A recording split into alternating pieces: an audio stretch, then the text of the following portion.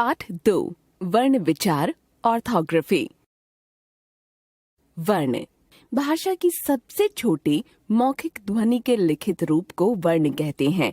ये भाषा की सबसे छोटी इकाई होती है। वर्णों को मिलाकर ही हम शब्द बनाते हैं। च ल चल, प ढ़ पढ़, आ ओ आओ। वर्णों का क्रमबद्ध एवं व्यवस्थित रूप वर्णमाला कहलाता है।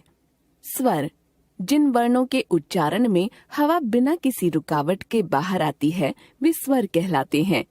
स्वर अपने आप उच्चारित होते हैं। व्यंजनों के साथ प्रयुक्त करने के लिए इनके मात्रा चिन्हों का प्रयोग किया जाता है। स्वरों का वर्गीकरण उच्चारण के समय के आधार पर स्वरों के 3 भेद होते हैं। स्वर, ह्रस्व स्वर, दीर्घ स्वर, प्लुत स्वर। एक ह्रस्व स्वर जिन स्वरों के उच्चारण में कम समय लगता है वे ह्रस्व स्वर होते हैं। अ, ई, उ, री ह्रस्व स्वर हैं। 2 दीर्घ स्वर जिन स्वरों के उच्चारण में ह्रस्व स्वर से दुगुना समय लगता है वे दीर्घ स्वर होते हैं। आ, ई, उ, ए, ऐ, ओ, औ दीर्घ स्वर हैं। 3 प्लुत स्वर जिस स्वर के उच्चारण में दीर्घ स्वर से भी अधिक समय लगता है वह प्लुत स्वर होता है। इसे दर्शाने के लिए 3 चिन्ह का प्रयोग किया जाता है, जैसे ओम, आओ, सुनो आदि। स्वर, मात्रा चिन्ह, प्रयोग का तरीका, मात्रा सहित व्यंजन। अ, कोई मात्रा चिन्ह नहीं, हल चिन्ह हटाकर क, अ, क। आ की मात्रा व्यंजन के बाद में क, आ, का। ई की मात्रा व्यंजन के पहले क, ई, की। ई की मात्रा व्यंजन के बाद में क, ई, की। उ की मात्रा व्यंजन के नीचे क, उ, कु। ऊ की मात्रा व्यंजन के नीचे क, उ, कु। री की मात्रा व्यंजन के नीचे क, री, क्री। ए की मात्रा व्यंजन के ऊपर क, ए, के। आई की मात्रा व्यंजन के ऊपर क, ऐ, कै। ओ की मात्रा व्यंजन के बाद में क, ओ, को। औ की मात्रा व्यंजन के बाद में क, औ, कौ। यह भी जाने र में उ अथवा ऊ की मात्रा नीचे नहीं बीच में लगती है, जैसे र, उ, रु, रुपया। र, उ, रु, रूप। अयोगवाह अंग अह को अयोगवाह इसलिए कहा जाता है क्योंकि ये न स्वर हैं और न ही व्यंजन। इनका प्रयोग हमेशा स्वर के साथ मात्रा के रूप में किया जाता है। इन्हें क्रमशः अनुस्वार तथा विसर्ग के नाम से भी पुकारा जाता है। अनुस्वार इसे वर्णमाला में अ के ऊपर बिंदु लगाकर अंग के रूप में दिखाया जाता है। इसमें पहले स्वर का उच्चारण होता है और बाद में नासिक्य ध्वनि का, जैसे दंत, अंत, पंत आदि।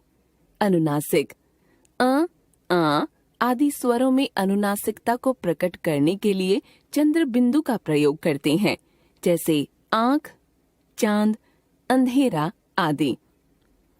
जब शिरोरेखा के ऊपर मात्रा लगी हो तो सुविधा के लिए चंद्र बिंदु की जगह मात्र बिंदु का प्रयोग करते हैं, जैसे मैं, हैं आदि। विसर्ग अह विसर्ग का उच्चारण अह के रूप में होता है। इसका प्रयोग हिंदी में केवल उन्हीं शब्दों में होता है जो संस्कृत भाषा से बिना परिवर्तन के ग्रहण कर लिए गए हैं, जैसे प्रातः, प्रायः, अतः आदि।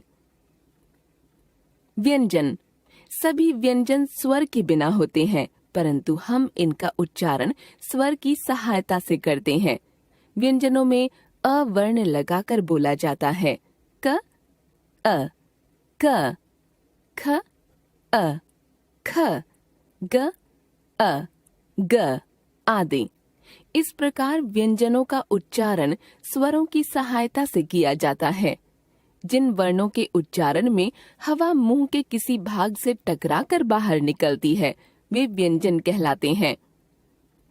हम वर्णमाला में व्यंजनों के स्वर सहित रूप का प्रयोग करते हैं। क, ख, ग, घ, अंग, क वर्ग।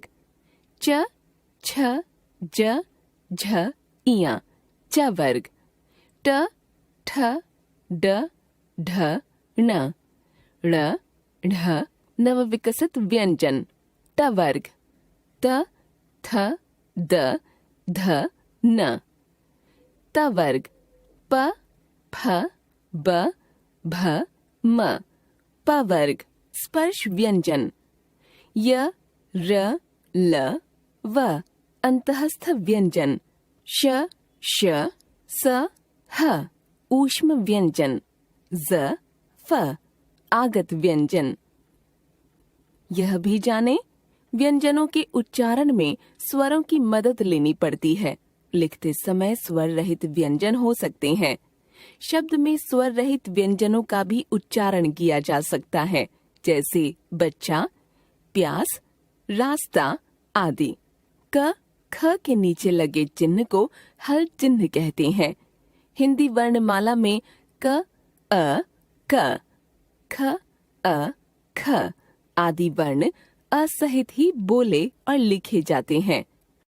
संयुक्त व्यंजन, कुछ व्यंजनों को मिलाकर लिखने से वे नए रूप में आ जाते हैं। उन्हें संयुक्त व्यंजन कहते हैं, जैसे क जमा श, क्ष, पक्षी, त जमा र, त्र, पत्र, ज जमा इया, ज्ञ, ज्ञान, श जमा र, श्र, श्रम। कुछ संयुक्त व्यंजन साथ मिलाकर भी बनाए जाते हैं।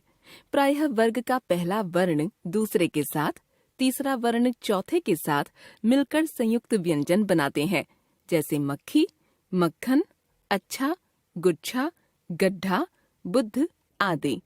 द्वित्व व्यंजन, एक ही व्यंजन जब दो बार आए, पहला स्वर रहित तथा दूसरा स्वर युक्त, तो वे द्वित्व व्यंजन कहलाते हैं, जैसे कच्चा, पक्का आदि। ध्यान दें, वर्ग का पहला, तीसरा और पांचवा वर्ण तथा य, र, ल, व, श, स द्वित्व के रूप में होते हैं, जैसे पक्का, इक्का, सच्चा, बच्चा, बच्चन, सज्जन आदि।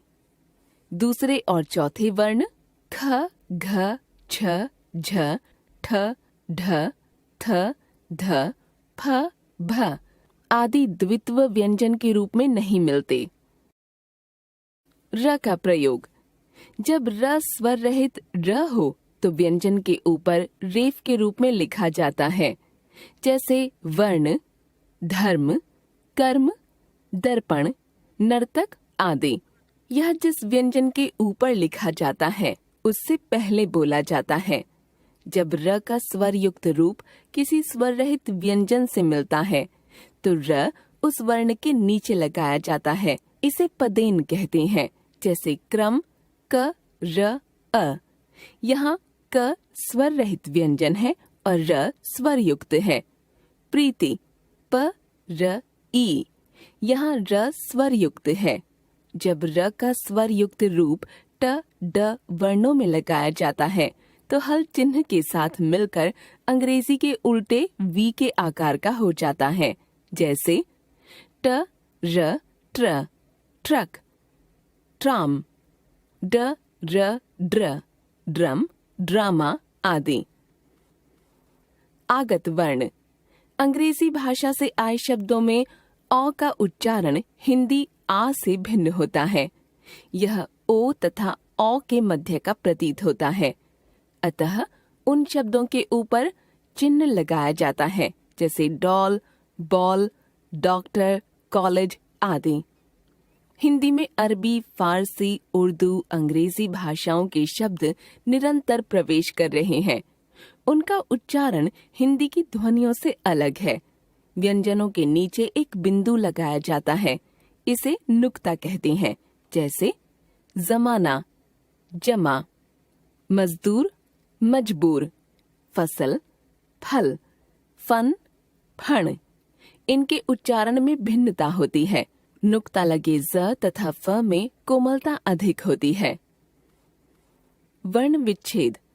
आपने स्वरों और व्यंजनों के प्रयोग को समझा। यदि हम किसी भी शब्द के वर्णों को अलग अलग करके लिखते हैं तो उसे वर्ण विच्छेद कहते हैं। वर्णों का जैसे जैसे प्रयोग हुआ होता है उन्हें उसी प्रकार अलग अलग लिखना होता है। जैसे पाठक, प, आ, ठ, अ, क, अ। चांदी, च, आ, द, ई। प्रमाण, प, र, अ, म, आ, ण, अ। बौद्ध, ब, औ, द, ध, अ। मेट्रो, म, ए, ट, र, ओ। कंबल, क, अ, म, ब, अ, ल, अ। अद्भुत, अ, द, भ, उ, त, अ। प्रदूषण, प, र, अ, द, उ, श, अ, ण, अ। आज्ञा, आ, ज, य, आ। खांसी, ख, आ, स, ई। निर्देश, न, ई, र, द, ए, श, अ। प्रकृति, प, र, अ, क, रि, त, ई। आदर्श, आ, द, अ, र, श, अ। शिक्षा, श, ई, क, श, आ। चंपक, च, अ, अंग, प, अ, क, अ। एक बार फिर से, भाषा की सबसे छोटी मौखिक ध्वनि के लिखित रूप को वर्ण कहते हैं। वर्णों के क्रमबद्ध एवं व्यवस्थित रूप को वर्णमाला कहते हैं। वर्ण के दो भेद होते हैं, एक स्वर, दो व्यंजन। स्वरों का उच्चारण बिना किसी रुकावट के होता है। व्यंजनों का उच्चारण स्वरों की सहायता से होता है। र में उ की मात्रा मध्य में लगाई जाती है। रु रुपया, रू रूप। र के संयुक्त रूप हैं। वर्णों को अलग अलग करके लिखना वर्ण विच्छेद कहलाता है।